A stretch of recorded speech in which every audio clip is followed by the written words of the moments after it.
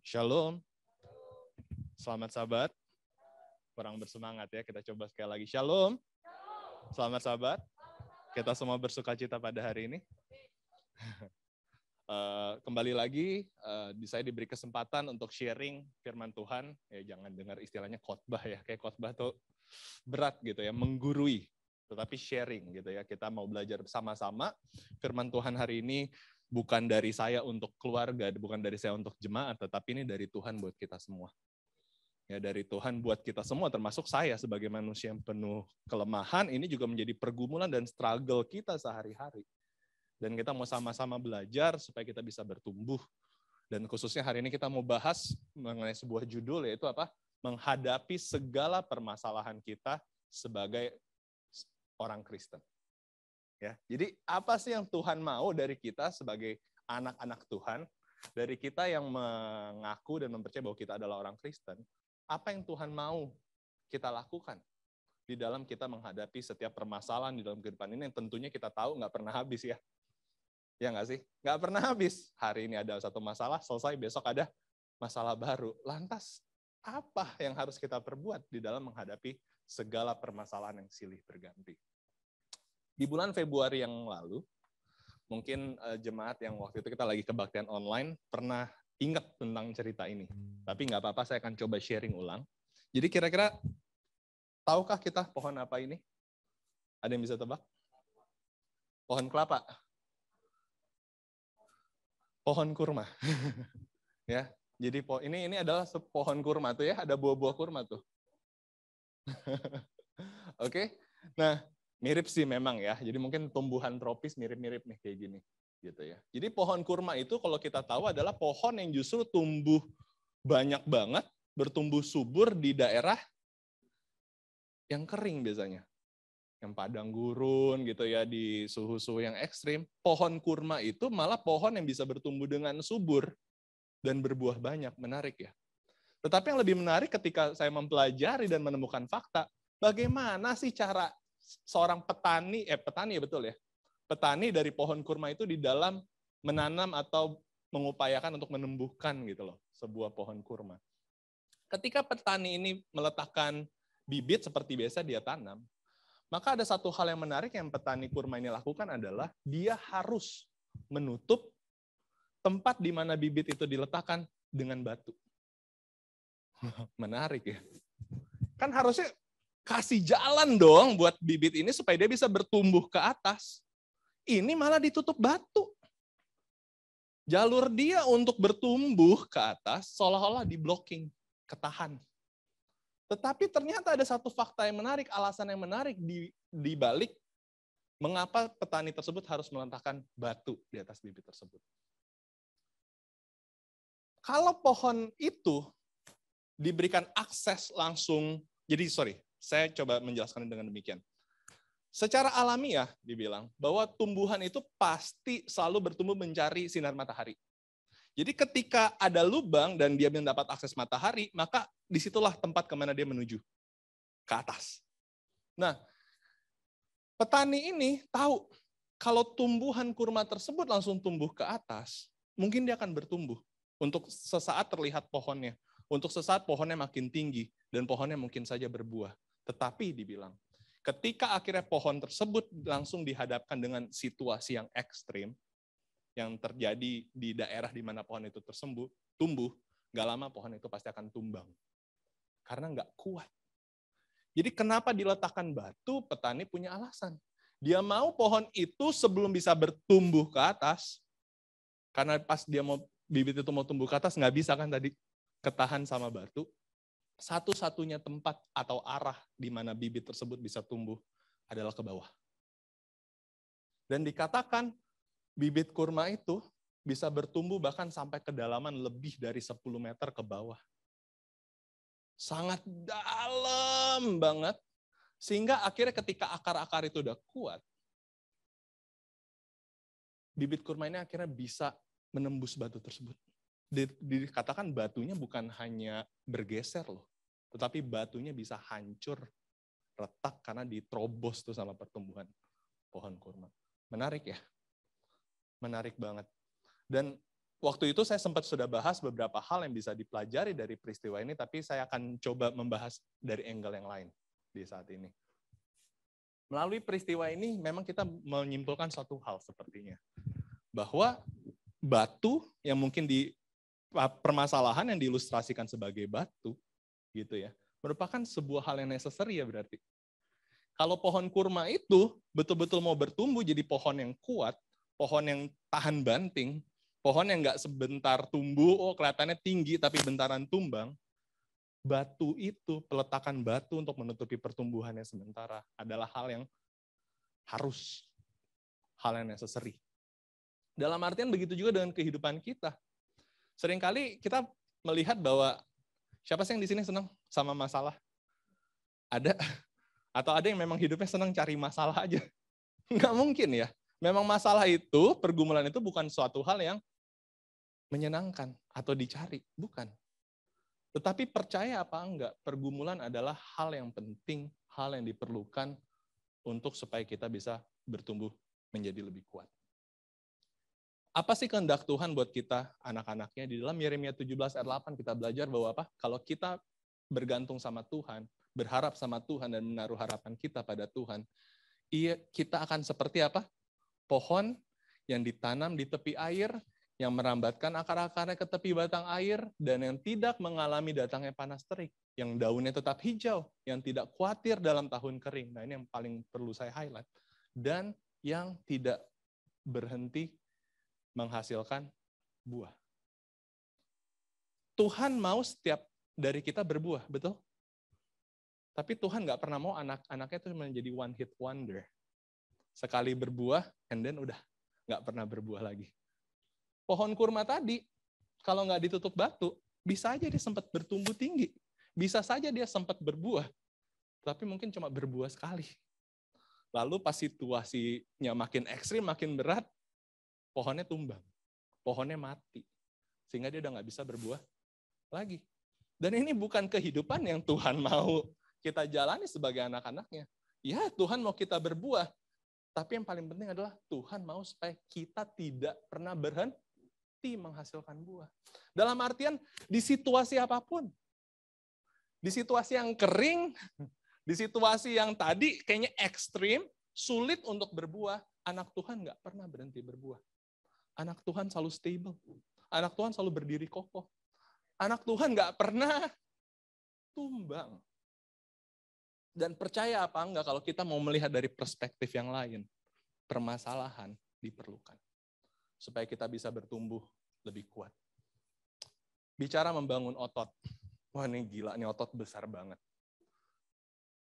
Ya, kadang-kadang memang diperlukan pengetahuan mengenai bagaimana cara bodybuilding untuk bisa akhirnya kita kasih respect sama orang yang punya badan seperti ini.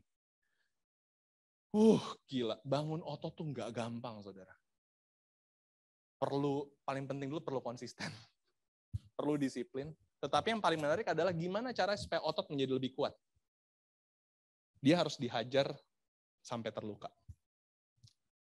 Jadi, pertama mungkin kapasitas otot kita itu cuma bisa nampung ya 5 kilo. Untuk pertama pas kita angkat 5 kilo berat banget. Dan otot kita memang terluka, sobek. Tapi ketika dia sobek dan dia recover, itu yang membuat dia makin kuat. Akhirnya 5 kilo udah mulai nggak kerasa. Angkat yang lebih berat 10 kilo, dia sobek lagi. Jadi untuk bisa punya otot segini, kekuatan seperti ini memang ototnya dihajar terus sama beban yang berat. Kalau nggak pernah jadi. Kalau kita nggak nyeri-nyeri, kalau rasanya, aduh sampai besok mungkin pas bangun kayak mau ngangkat tangannya udah nggak bisa, nggak pernah jadi nih otot. Ya, jadi tadi problems atau pressure itu memang diperlukan untuk bisa buat seseorang atau kita makin kuat. Baik dalam perspektif fisik atau juga dalam perspektif keimanan khususnya. Kita mau belajar dari kisah di Alkitab mengenai Daud melawan Goliat. Kita tahu semua ceritanya. Ya kan? Ketika Goliat datang, ini Goliat pintar taktiknya. Bangsa Filistin tuh pintar. Mereka ngajak bertempur bangsa Israel, itu nggak ngajak bangsa lawan bangsa loh.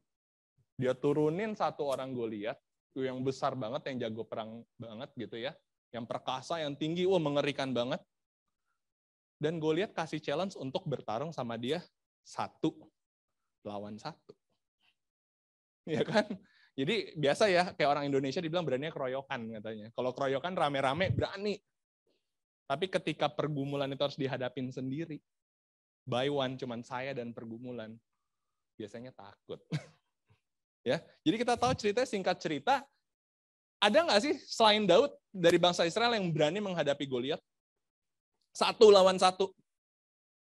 Terlepas dari dia udah menjadi tentara Israel berapa lama, mungkin jenderalnya, mungkin bahkan pemimpin pasukan nomor 1-nya, berani lawan Goliat? Nggak ada yang maju. Makanya sampai Goliat mengolok-olok kan. Mengolok-olok bangsa Israel, bahkan mengolok-olok Tuhan dari bangsa Israel. Dan kita tahu akhirnya Daud, seseorang yang nggak di-expect, yang datang menawarkan diri untuk melawan Goliat. Nekat ya kesannya. Kita mungkin seringkali lihat ini dari angle, wah Daud tuh imannya tinggi. Makanya nggak pernah takut, Goliat aja berani dilawan. Tapi kalau kita mau mempelajari, iman Daud itu bukan iman yang nekat, saudara. Seringkali kita sama Tuhan sadar nggak sadar, iman sih. Tapi iman yang nekat juga kadang-kadang. Iman yang nggak ada dasar. Tapi Daud kalau kita mau gali lebih jauh, dia betul beriman. Tetapi bukan iman yang kosong, bukan iman yang nekat. Kenapa Daud berani melawan Goliat? Kita lihat. Ketika Saul pun meragukan, kamu yakin kamu mau lawan itu Goliat? Apa jawaban Daud kepada Raja Saul di 1 Samuel 17 ayat 34 sampai 36? Tetapi Daud berkata kepada Saul apa? Hambamu ini setiap hari sudah menggembalakan apa? Domba-domba ayah hambamu. Dan ketika singa atau beruang datang untuk mencoba apa? Memangsa domba yang hambamu ini gembalai, untuk menyerang, dikatakan apa? Hambamu ini tuh udah berkali-kali menyelamatkan domba-domba itu dari mulut singa, mulut beruang. Bahkan membunuhnya. Dalam artian apa? Sebelum Daud berdiri, sehingga akhirnya dia ngerasa berani dengan punya iman sama Tuhan untuk berani menghadapi Goliat, dia sudah terlebih dahulu dihadapi dengan permasalahan demi permasalahan. Challenges demi challenges yang dia lalui bersama Tuhan. Dia overcome sama Tuhan. Singa mungkin pertama anak singa gitu ya. Siapa di sini sama anak singa berani di padang belantara? Jangankan singa yang besar loh. Anjing gede aja takut mungkin. Iya enggak? Apa? Cio. Brandon aja dikejar Chihuahua pernah jatuh gitu, anjing yang kecil gitu, takut. Daud makanya sebelum menghadapi Goliat, ini imannya enggak kosong, saudara. Kenapa dia bisa berada di posisi yang kuat? Karena dia melatih imannya hari demi hari sama Tuhan. Dia hadapi pergumulannya. Daud bisa aja lari. Bisa aja menghindar. Singa datang, ya udahlah bapak gue kaya, domba beli lagi, kabur. Kalau itu yang menjadi respon dari Daud ketika dia hadapin masalah tiap hari, nggak mungkin Daud akan berani lawan Goliat. Dia menjadi kuat, dia menjadi memiliki iman. Dan dia makin kenal siapa Tuhan. Karena dia sudah alami Tuhan hari demi hari. Dia nggak pernah lari dari masalah. Dia hadapi lion, dia hadapi beruang. Dan dia saksikan sendiri pimpinan Tuhan hari demi hari. Dan inilah yang bisa kita alami juga bersama sebagai anak-anak Tuhan. Siapa yang di sini senang sih? Kalau sedikit-sedikit ketemu masalah, langsung, apa sih kalau bahasa anak Jaksel? Insecure ya. Langsung overthink, ya kan? Kayaknya perlu healing gitu kan. Siapa? Ke-overwhelm. Siapa yang di sini? Tapi seringkali sadar nggak sadar, coba evaluasi hidup kita sejenak. Ya nggak sih? Masalah terjadi, takut lagi. Masalah terjadi, ragu lagi. Dan kadang-kadang malah kita akhirnya nggak coba menerobos masalah itu, kita nggak coba hadapin masalah itu, malah seringkali kita berlari kan. Karena stres, lari ke minuman. Karena stres, lari ke hiburan yang lain. Kalau kita selalu berlari dari masalah dan tidak berani menghadapi masalah bersama Tuhan, biarin Tuhan menunjukkan kepada kita, pimpinan dan penyertaannya kepada kita, masalah demi masalah, kita nggak akan pernah kuat. Kenapa Daud sanggup? Karena Daud selalu terobos masalah. Bukan dengan kekuatannya sendiri, tetapi dia tahu betul Dia belajar untuk kenal Tuhan hari demi hari. Dan ini yang Tuhan mau dari kehidupan kita sebagai anak-anaknya tadi. Untuk bisa bertumbuh kuat, untuk menjadi pohon yang berbuah, bukan hanya yang berbuah sekali. Tetapi pohon yang bertahan untuk waktu yang lama yang nggak pernah tumbang dikatakan. Pohon yang tidak pernah berhenti menghasilkan buah. Poin nomor kedua yang saya ingin lebih bahas banyak ke hari ini adalah bicara mengenai tadi pohon kurma. Sebelum bertumbuh menjadi lebih tinggi, harus terlebih dahulu bertumbuh lebih dalam. Bow low to stand high. Kita harus sujud lebih rendah untuk bisa berdiri lebih tinggi. Saya mau bahas mengenai doa. Ada tidur ya, kita bicara tidur. Siapa di sini yang suka tidur? Saya sih suka. Ber nggak suka tidur ya, Ber? Kalau bisa enggak. Tetapi coba kalau kita bicara mengenai tidur ya sejenak, apa sih yang diperlukan untuk bisa tidur? Ngantuk? Siapa yang di sini berpendapat untuk tidur harus ngantuk? Hah? Harus ngantuk, harus capek. Oke, coba ya. Tapi pernah nggak ada di sini yang rasanya udah ngantuk, udah capek tapi nggak bisa tidur juga? Hah? Kenapa tuh kira-kira? Overthinking. Kurang healing. Tapi sadar apa enggak? Ngantuk atau capek bukan hal yang cukup diperlukan untuk seseorang bisa tertidur. Percaya apa enggak seseorang bisa tidur ketika nggak ada satupun pikiran yang membebani otaknya? Ya enggak? Saya nih kalau setiap bawain firman, selalu pagi-paginya mama nanya, dapat tidur apa enggak? Karena faktanya demikian. Overthink. Susah, bisa nggak tidur. Udah ngantuk, udah capek, seharian udah kerja, malam udah siapin khotbah, tentu nggak bisa tidur. Bisa jam 2, setengah 3 masih mikirin susunannya gimana ya, udah bener belum ya, kelebihan kayak nggak bisa tidur. Sampai baru akhirnya bisa kontrol pikiran, udah besok lagi lanjutin, baru tuh akhirnya bisa tidur. Dalam artian apa yang saya mau tekankan, seseorang baru bisa tertidur kalau dia merasa nggak ada sesuatu hal yang perlu dipikirin. Nggak ada sesuatu hal yang perlu di-take concern. Ya. Nah, dan saya bicara mengenai tidur, ada cerita yang menarik di Alkitab nih. Yaitu ketika Yesus berdoa di Taman Getsemani. Kita mau bahas tadi ya tentang berdoa. Grow deeper dulu sebelum bisa grow taller. Kita tahu di peristiwa ini ketika Yesus berdoa di Taman Getsemani, dia ngajak murid-muridnya kan pergi bersama dengan dia.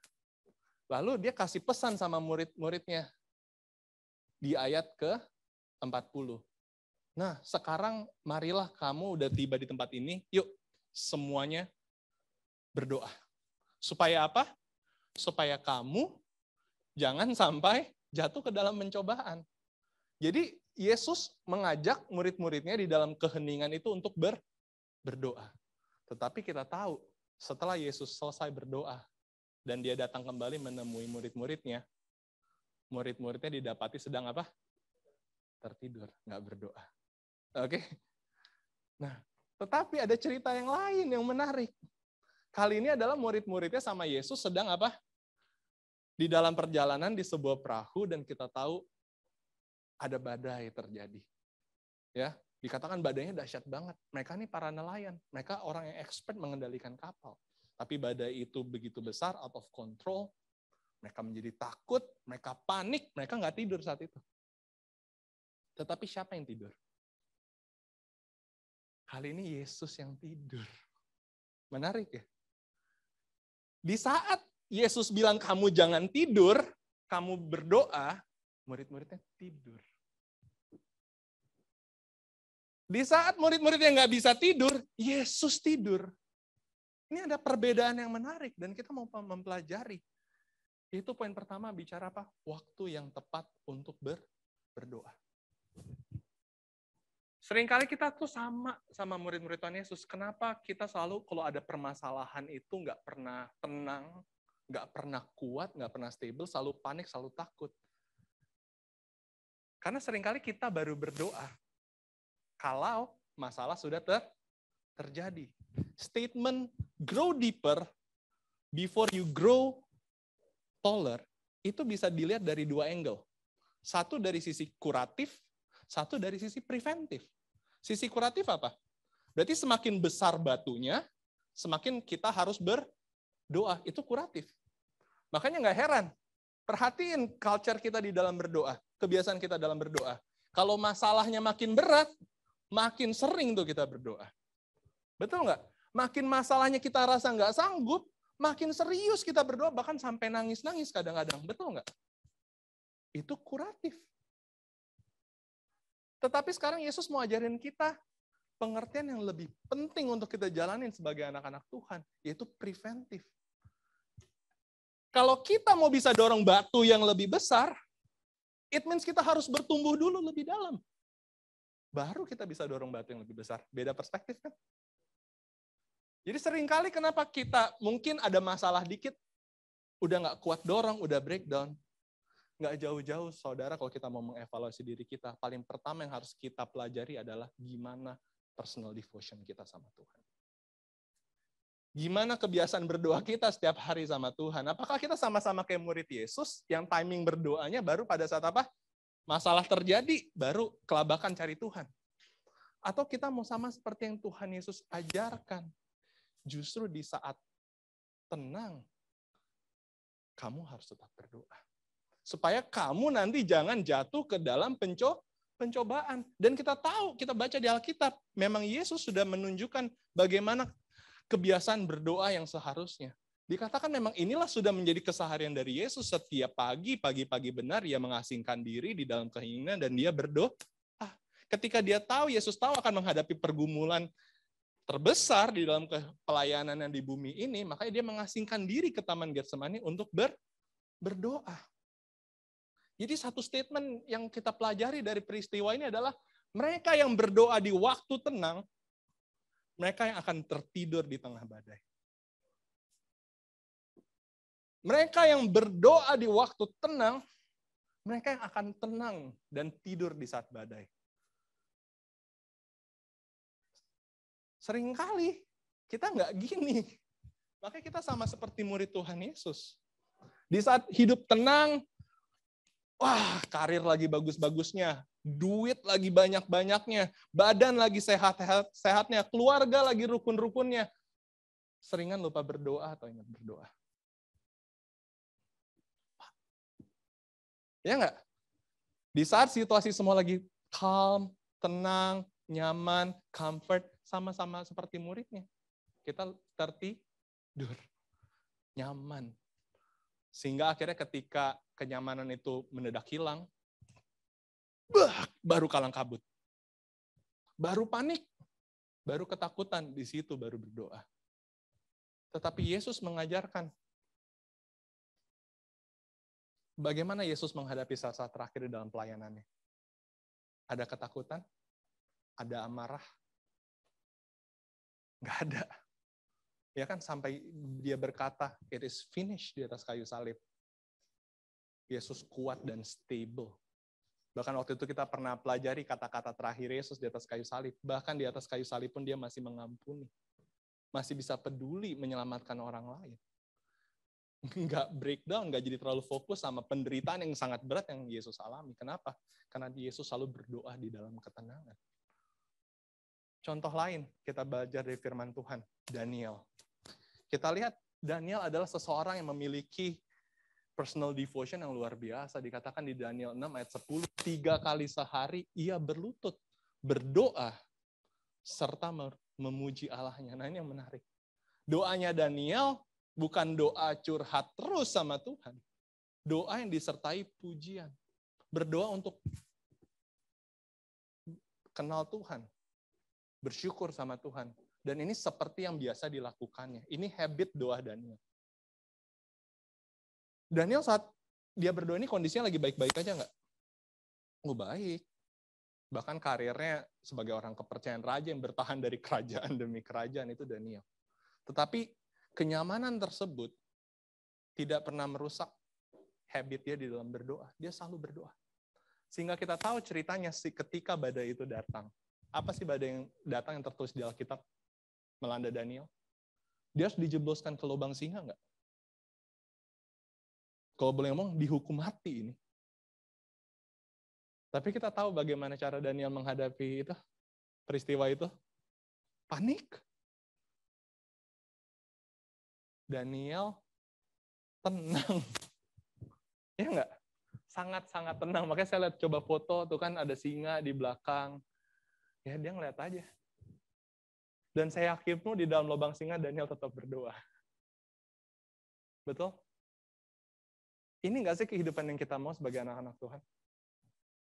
Apakah kadang-kadang gini ya, kita sering dapat khotbah mungkin kalau kita khawatir, kita takut, itu mengecewakan hati Tuhan, itu buat Tuhan sedih. Tapi udah deh, anggap kita mengikuti alamnya manusia itu egois kan. Yang penting mikirin kita dulu. Kita lupain sejenak perasaan Tuhan. Apa yang Tuhan rasakan ketika melihat anak-anaknya takut dan khawatir. Kita tanya sama diri kita dulu aja. Apakah itu cara hidup yang kita mau apa enggak? Are we happy? Apa kita senang? Kalau hari ini hadapin masalah, kita nggak bisa tidur. Kita cemas, kita galau, kita takut. Besok kita hadapin ketakutan yang lain. Dan kita melakukan hal yang sama. Sampai badan sakit, sampai nggak semangat. Are we happy? Apakah itu hidup yang kita mau? Yesus ajarkan sama kita poin pertama mengenai hal ini. Waktu berdoa. Ada ayat Alkitab di 1 Tesalonika 15 ya, tetaplah berdoa. Bukan hanya sekedar berdoa ketika situasi genting, tapi dalam situasi apapun. Biarpun kehidupan kita saat ini mungkin sedang baik-baik saja, kita bersyukur untuk itu tentunya. Tetapi kita harus tetap berdoa. Kita harus tetap berdoa. Karena Yesus punya warning tadi sama murid-muridnya apa? Berdoalah di saat yang tenang. Supaya ketika pencobaan itu datang, badai itu datang, kamu tidak akan jatuh ke dalam pencobaan. Poin nomor kedua bicara mengenai doa. Cek. Ya. Poin nomor kedua bicara mengenai doa. Selain berbicara tadi mengenai timing ya, tetapi isi dan inti dari doa kita juga penting. Ya, kita coba lihat lagi tadi mengcompare ya. Mengcompare perbedaan antara Yesus dan murid-muridnya. Ya. Ketika permasalahan itu datang, kita tahu ketika badai itu datang melanda, Yesus tidur. It means Yesus bisa tenang, hal itu tidak mengganggu pikirannya. Tetapi murid-murid nggak bisa tidur. Murid-murid concern betul. Bahkan dikatakan di firman Tuhan tadi, dia sampai ngomong sama Yesus, dia bangunin Yesus, mereka bangunin Yesus dan berkata, "Guru, apakah kamu tidak peduli bahwa kita sudah hampir tenggelam?" Kamu nggak peduli. Ya. Intinya mereka ketakutan, berdoa, memanggil Yesus dengan sungguh-sungguh. Apa yang mereka concern? Apa yang mereka doakan, apa yang mereka minta? Solusi. Jalan keluar. Supaya badai ini berlalu. Itu yang murid-muridnya concern. Dan sadar apa enggak? Seringkali kita juga doa seperti itu kan. Kita baru doa tadi sama Tuhan, timingnya udah keburu badai datang. Dan ketika badai udah datang dan kita hadapi, apa sih yang selalu kita doain? Kapan nih supaya badainya berlalu? Tuhan mujizat apa kali ini? Jalan keluar apa kali ini? Itu aja selalu yang kita concernin. Gimana caranya supaya kita bisa keluar dari masalah ini? Gimana caranya supaya masalah ini selesai? Tetapi apakah itu yang Yesus mau kita concern? Bukan berarti kita tahu pada akhirnya murid-murid tetap diselamatkan. Ya, makanya tadi lagu dia hanya sejauh doa, ya Yesus hanya sejauh doa. Kapanpun, walaupun kita sebagai anak-anak yang baru datang sama Tuhan di saat kita susah dan kita minta tolong, Yesus tetap masih tolong kita karena dia begitu sayang sama kita. Tuhan Yesus begitu setia sama kita. Tetapi sesungguhnya kalau kita mau lebih belajar kenal tentang Tuhan dan kehendaknya buat kita, apa sih yang Yesus concern kita lihat? Apa yang membuat Yesus nggak bisa tidur dan dia mau sebenarnya murid-muridnya untuk memikirkan yang hal sama supaya murid-muridnya nggak tidur? Yaitu apa? Berdoalah supaya kamu jangan sampai masuk ke dalam pencobaan. Dalam artian yang Yesus justru mau kita berdoa di saat yang tenang adalah berdoa bukannya seperti mungkin kebanyakan orang berdoa. Saya nggak menyebut denominasi atau apapun, bukan. Tapi seringkali anak Tuhan berdoa menolak segala sesuatu hal yang nggak baik. Pokoknya nggak terima. Dalam nama Yesus tidak ada kemiskinan. Tidak ada musibah. Tidak ada sakit penyakit. Kami tolak semuanya. It's not biblical. Karena kita tahu, murid-muridnya berada di kapal yang sama dengan Yesus. Dan masih menghadapi badai. Di dalam Mazmur 23 juga kita belajar, walaupun sekalipun aku harus berjalan di dalam lembah kekelaman. Tetapi aku tidak takut bahaya sebab engkau besertaku. It means berjalan sama Tuhan. Bukan berarti kita menolak segala permasalahan. Masalah mungkin terjadi. Untuk itu, yang Yesus concern buat anak-anaknya adalah bagaimana preparation kita. Berapa banyak kita pernah berdoa di saat yang tenang, kita berdoa minta kesiapan dan kekuatan dari Tuhan. Saya secara pribadi mengakui jarang juga doa seperti ini. Tuhan, thank you, hidupku sekarang sedang baik-baik saja. Tetapi Tuhan, aku berdoa, supaya apabila suatu saat, mungkin nanti, mungkin esok hari, ketika aku harus menghadapi sebuah pergumulan, Tuhan kali ini aku nggak mau kalah. Tuhan kali ini aku nggak mau takut. Tuhan kali ini aku mau meyakini betul bahwa sukacitaku nggak akan hilang. Tuhan aku mau meyakini betul bahwa kalau aku harus menghadapi masalah, aku nggak mau hilang damai sejahtera. Berapa banyak dari kita yang pernah doa hal ini? Jarang, betul? Sama seperti murid-murid ketika Yesus bilang, hey, biarpun di saat yang tenang, biarpun pencobaan belum datang, tapi pasti akan datang, berdoa. Supaya kamu jangan jatuh ke dalam pencobaan. Murid-muridnya nggak concern. Makanya murid-muridnya tidur, belum terjadi, nanti aja. Apa isi doa dari kita? Kalau kita mau mempelajari doa Yesus, salah nggak sih doa sama Tuhan untuk minta, Tuhan, kalau boleh aku dijauhkan dong dari segala permasalahan. Salah nggak? Enggak, saudara. Karena Yesus pun berdoa hal yang sama. Bapa sekiranya mungkin tolong jauhkanlah cawan ini dari padaku. Kemarin kebetulan baru aja kemarin di grup WhatsApp Big Family, mungkin saudara atau family pernah sudah dengar beritanya, kecelakaan terjadi di Banjarmasin ya kalau nggak salah. Balikpapan. Oh, semua berarti udah tahu ya. Coba siapa yang nyangka sih kita sebagai pengendara mobil berhenti di lampu merah, kita udah disiplin. Mendadak dari belakang truk yang hilang kontrol, rem nabrak semua berantakan, hancur lebur dan banyak korban meninggal. Siapa yang sangka? Itu menunjukkan banget bahwa betul hidup sama seperti uang. Bahwa ada banyak hal perkara di bumi ini yang tak dapat kita mengerti dan tidak dapat kita kendalikan. Dan yang namanya hidup di bumi berdosa itu yang Tuhan mau ajarin sama kita. Bahwa hal seperti itu mungkin aja terjadi. Tuhan punya kontrol, Tuhan punya kendali, kita nggak bisa mengerti kadang-kadang alasannya apa. Itulah perlunya penyerahan. Nanti kita akan belajar lebih lanjut. Tapi, kalau gitu salah nggak sekarang kita berdoa sama Tuhan ketika kita nyetir, Tuhan, aduh sekiranya mungkin, itu kan kalau boleh emang rada sial gitu kan, bukan karena kesalahan kita loh. Kita udah ngerem loh bener, tapi ketabrak dari belakang gitu aja. Salah nggak kalau kita berdoa, Tuhan sekiranya mungkin tolong deh, aku dijauhkan dari peristiwa-peristiwa seperti itu? Tidak salah. Tidak salah. Berdoa untuk meminta penyertaan Tuhan supaya terhindar dari segala pergumulan dan pencobaan, itu tidak salah. Tetapi menjadi salah kalau itu kita paksakan. Tadi kita tolak semuanya, kita nggak terima apa yang nggak mau. Karena doa Yesus lengkap paketnya. Yesus berdoa sekiranya mungkin cawan ini lalu daripadaku, tetapi ditutup dengan apa? Tetapi kehendakmu lah yang jadi. Bukan kehendakku. Apa sih artinya statement ini? Bahwa Yesus berharap sekiranya mungkin tolong cawan ini lalu daripadaku. Tetapi itu tidak merubah apa? Kemungkinan yang Yesus pun sadar bahwa cawan mungkin nggak berlalu. Bahwa cawan belum tentu pasti berlalu.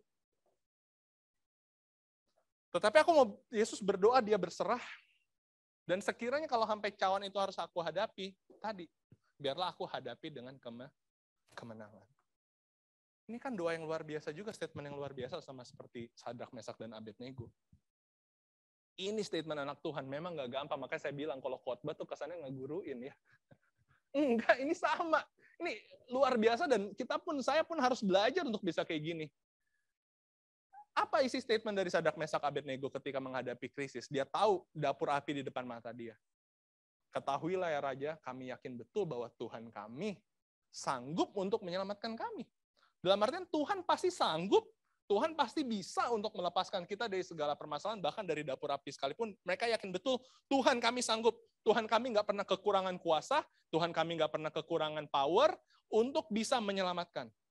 Tetapi, sekalipun tidak, bukan sekalipun Tuhan tidak sanggup, sekalipun Tuhan biarkan, Tuhan izinkan untuk memang mereka harus masuk ke dapur api dan merasakan panasnya terbakar dan mati, ketahuilah, Rajaku, bahwa sekalipun demikian, kami tidak akan pernah menyembah terhadap patung tersebut. Dalam artian apa statement Sadrak, Mesak, Abednego? Biarpun cawan itu nggak lalu, biarpun masalah itu harus aku hadapi, ketahuilah Rajaku, aku akan hadapi masalah ini dengan kemenangan. Aku nggak akan kalah. Nggak akan aku jadi tadi anak Tuhan yang bermental apa ya? Tempe. Masalah datang, breakdown. Masalah datang, panik.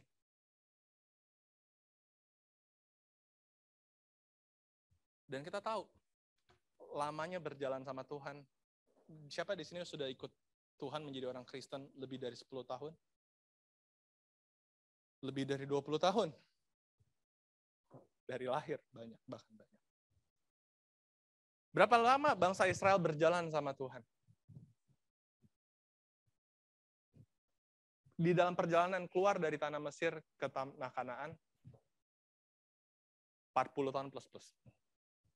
Ya, 40 tahun plus-plus. Dan kita sudah belajar, minggu lalu juga Papa sudah bahas, bahwa ingat loh, dari awal mereka keluar dari tanah Mesir, setiap hari secara konsisten Tuhan nggak pernah stop kirimin mana.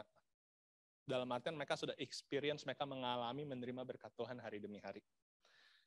Terlepas dari apapun situasinya, mau lagi perang, mau lagi menghadapi Laut Merah, tiang awan dan tiang api nggak pernah nggak ada. Selalu ada. Betul?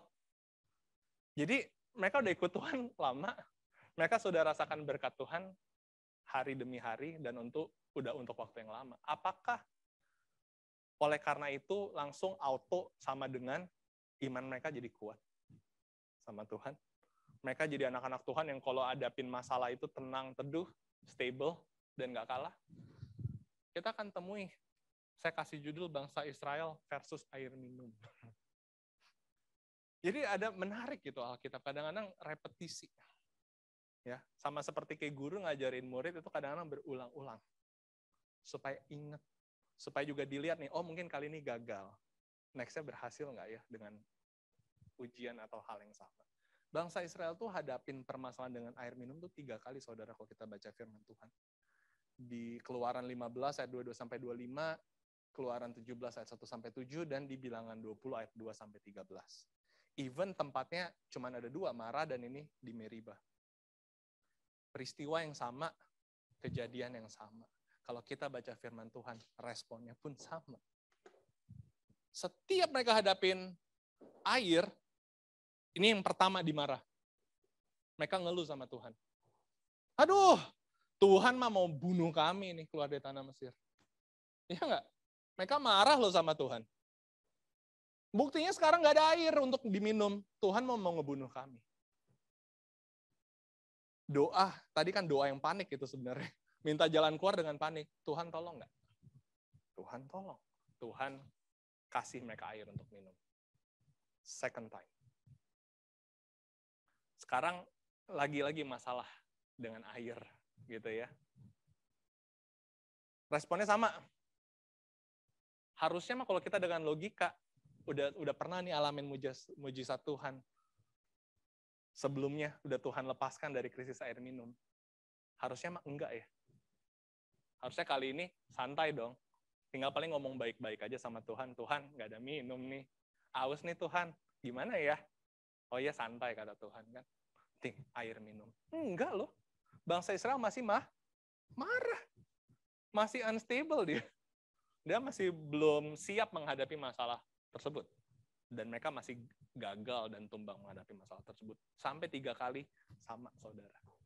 Mereka masih komplain hal yang sama. Sama seperti murid Tuhan Yesus. Kalau kita baca Matius 14, kalau kita baca Matius 15, itu ada peristiwa yang menarik kan. Yesus memberi makan 5.000 orang, nggak lama kemudian Yesus memberi makan 4.000 orang. Jumlah orangnya lebih sedikit. Betul? Di peristiwa Yesus memberi makan 5.000 orang, apa resources yang ada pada mereka? 5 roti dan 2 ikan. Oke, mereka belum pernah punya experience sama Tuhan, gimana caranya 5 roti dan 2 ikan bisa memenuhi perut 5.000 orang? They have no clue. Oke, kita bicara kekhawatiran kamu valid deh. Kamu belum pernah rasain. Kamu belum pernah tahu mujizat Tuhan, Tuhan sanggup seperti itu. Oke lah, valid, wajar. Tuhan tunjukkan, betul? 5.000 orang makan dengan kenyang sampai sisa 12 bakul. Tetapi yang menarik, ketika kali ini hanya 4.000 orang, lalu kali ini resources-nya ada berapa banyak? Quiz. 7 roti dan 4 ikan. Lebih banyak nggak resources-nya kali ini?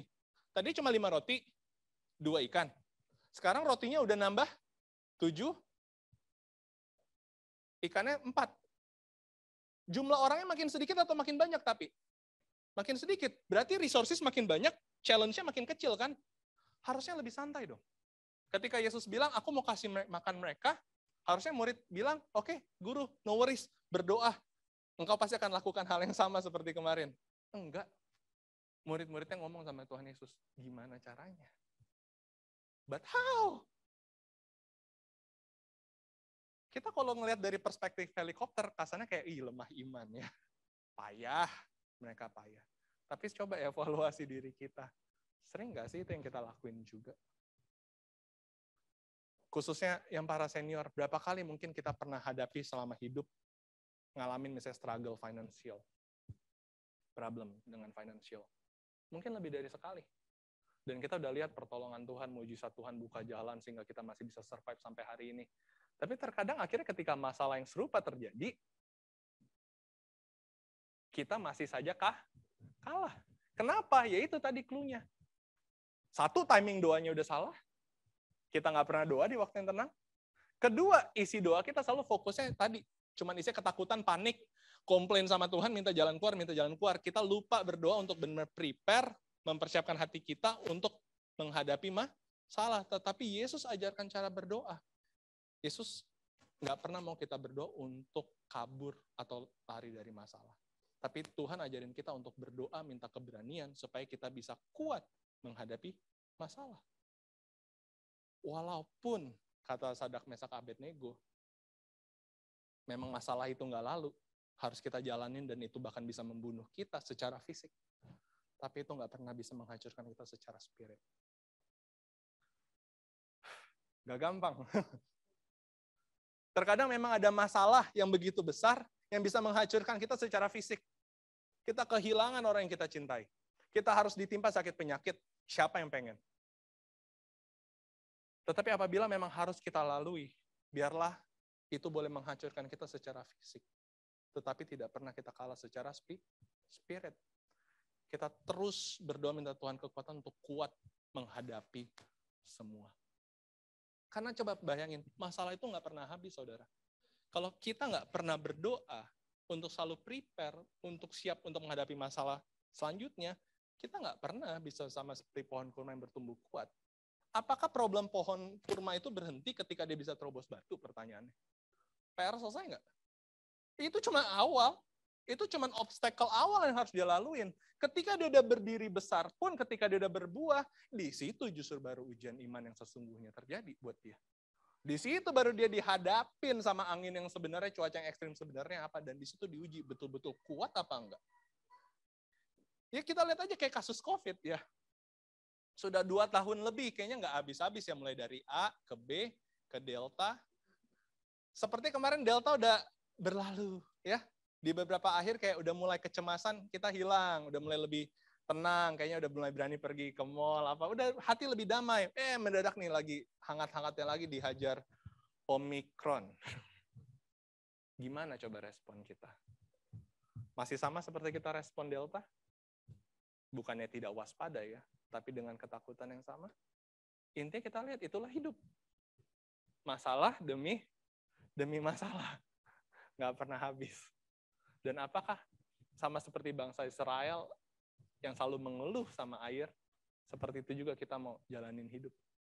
Dan percaya apa enggak, kalau kita memang nggak pernah berdoa di saat tenang, dan kalau memang kita nggak pernah berdoa secara khusus untuk mempersiapkan diri kita menghadapi masalah, kita akan end up berakhir dengan cara yang sama.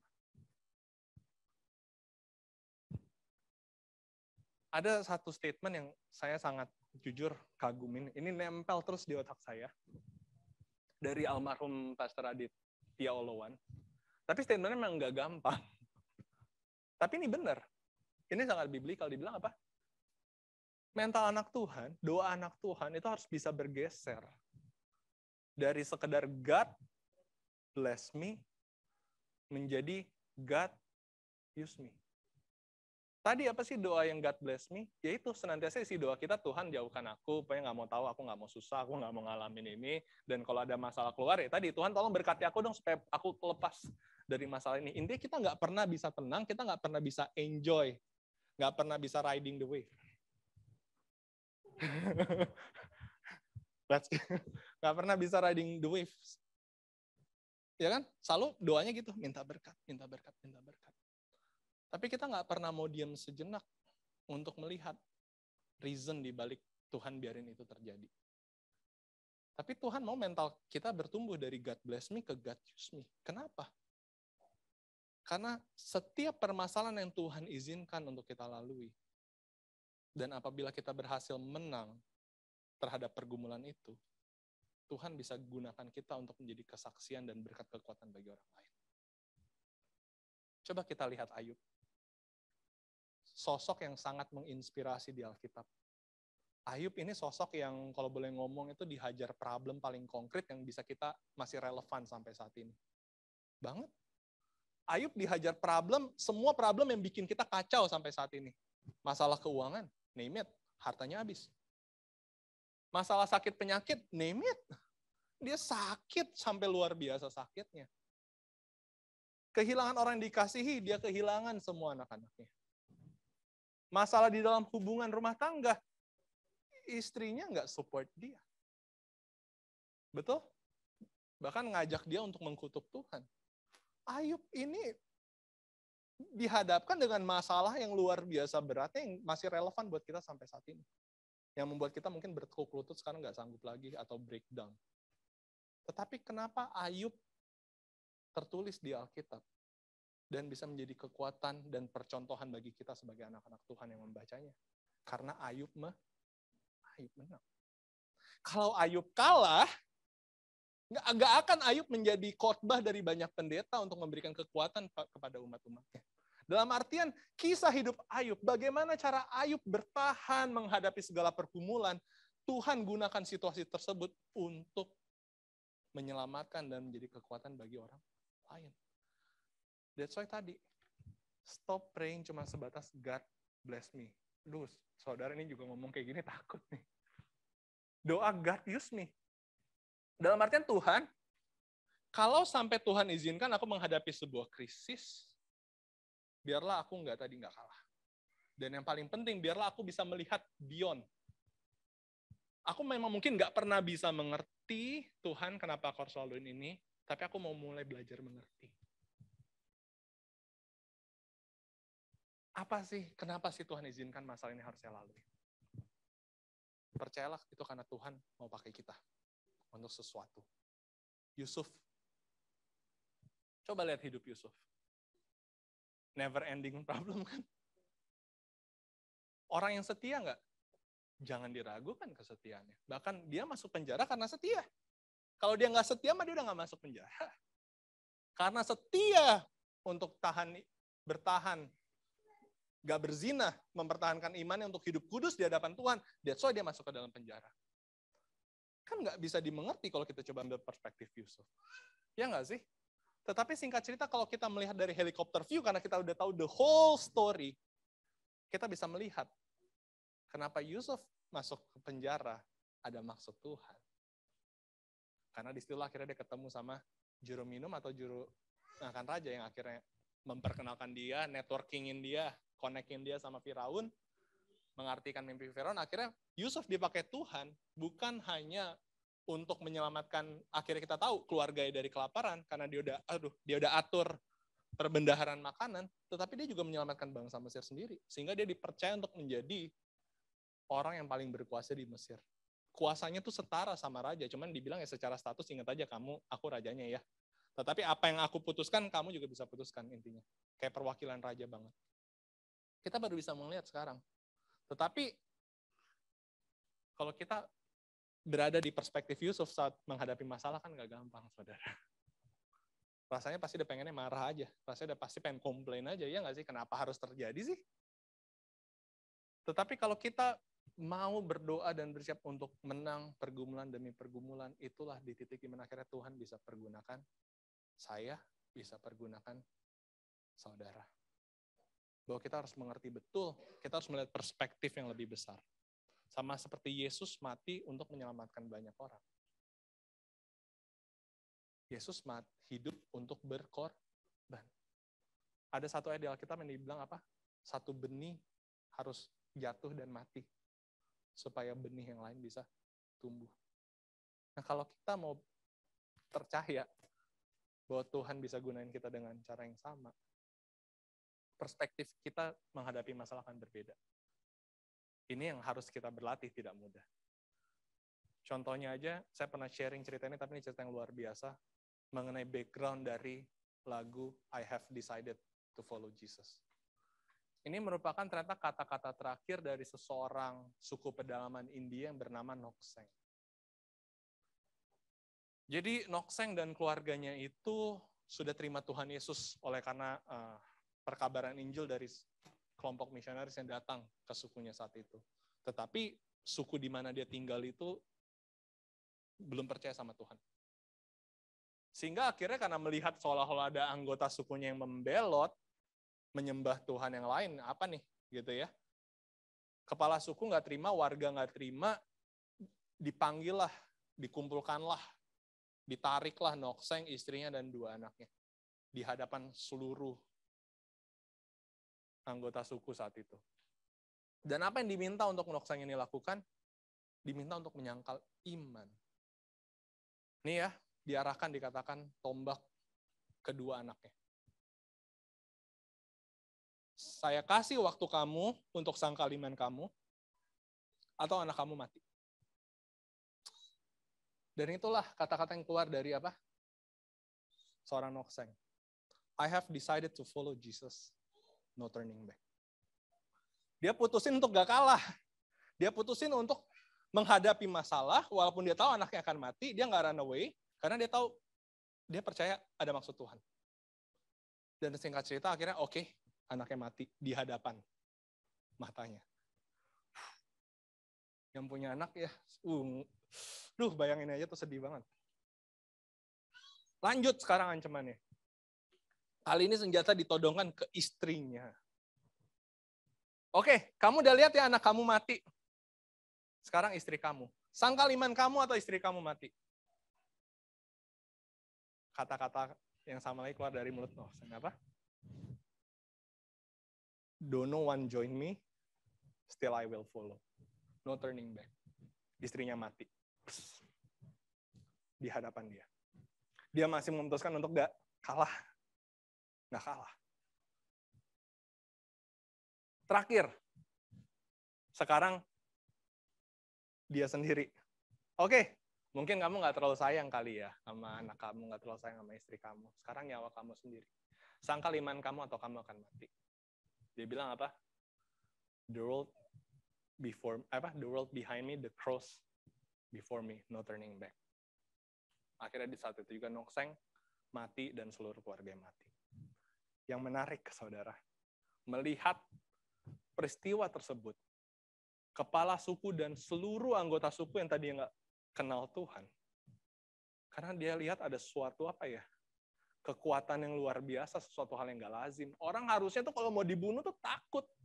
Nggak bisa tenang, nggak mungkin tenang. Harusnya udah panik, udah nangis-nangis, enggak mau, ampun, tidak. Tapi ada kedamaian, ketenangan yang luar biasa.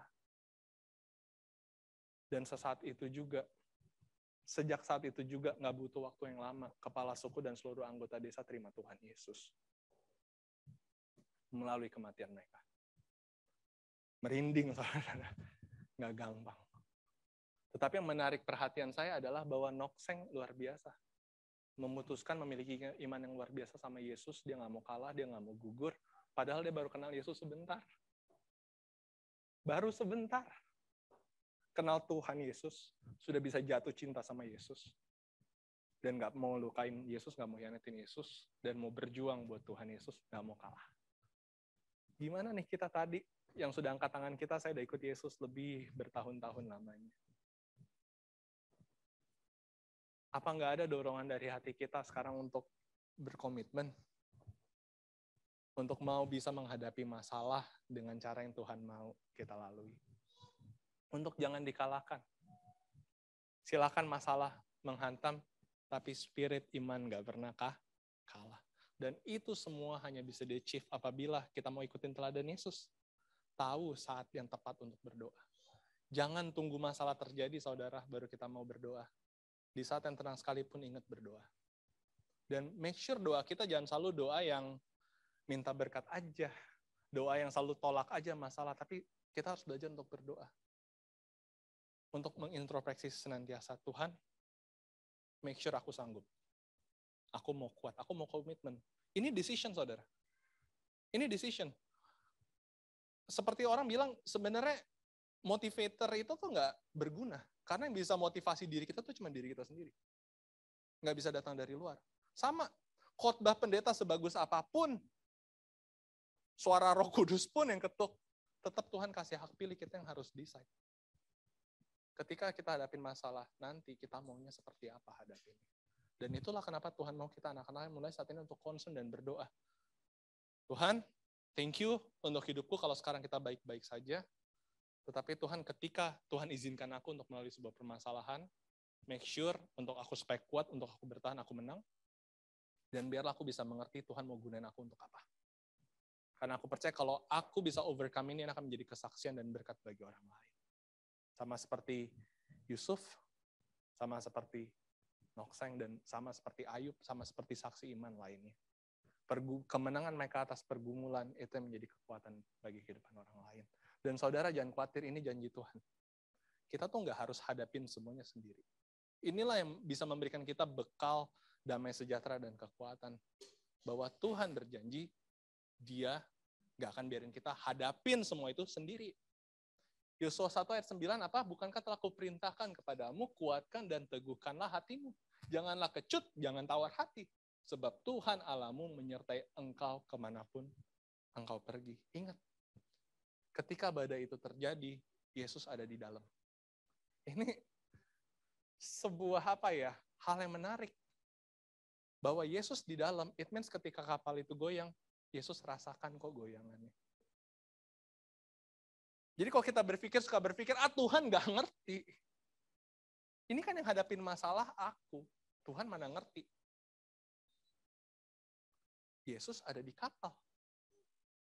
Yesus sudah datang juga ke dunia supaya dia mengerti apa yang kita rasakan. Dan ketika Yesus tertidur, kadang-kadang kan kita suka berpikir, Tuhan kok Tuhan terdiam ya? Ketika Tuhan masih silent, it doesn't mean itu nggak berarti dia absen. Saya ulangi lagi. Ketika Tuhan masih terkesan dia hanya diam, terkesan hanya keep on silent, itu nggak berarti Tuhan itu absen. Seringkali kita mengartikan diamnya Tuhan, silentnya Tuhan tuh seperti Tuhan tuh absen, Tuhan tuh nggak ada. Sama seperti muridnya kan. Yesus tertidur, tapi percayalah Yesus ada di situ. Waktu Tuhan. Waktu Tuhan. Di dalam waktu Tuhan, Yesus bangun dan Yesus menghardik badai tersebut. Yesus Tuhan mau tenang. Karena aku ada di situ. Tidak akan pernah aku biarkan kamu untuk menghadapi permasalahan yang melebihi kekuatanmu. Dan ini janji penutup Di dalam Yohanes 10 ayat 11 sampai 13 Yesus berkata apa? Aku, ini statement yang luar biasa ya, aku adalah gembala yang baik. Mengapa aku bisa bilang aku adalah gembala yang baik? Gembala yang baik memberikan nyawanya bagi domba-dombanya. Aku memberikan nyawaku bagi domba-dombaku. Itulah mengapa aku adalah gembala yang baik. Nah, ini yang menarik. Sedangkan seseorang upahan yang bukan gembala dan yang bukan pemilik domba-domba itu sendiri ketika melihat serigala datang, meninggalkan domba-domba itu lalu lari. Kenapa mereka tinggalin domba-domba itu untuk lari? Karena apa? Ia hanya seorang upahan dan tidak memperhatikan domba-domba itu. Critical thinking. Apa unspeakable truth dari ayat ini? Yesus bilang apa? Kamu domba-dombaku, aku adalah gembalamu, aku adalah gembala yang baik.